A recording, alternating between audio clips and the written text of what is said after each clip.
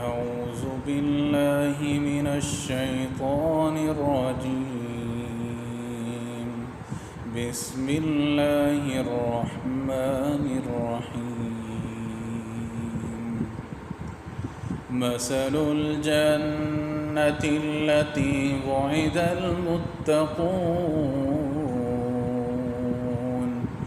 فيها أنهار من ماء غير آسن وأنهار من لبن لم يتغير طعمه وأنهار من خمر لذة للشاربين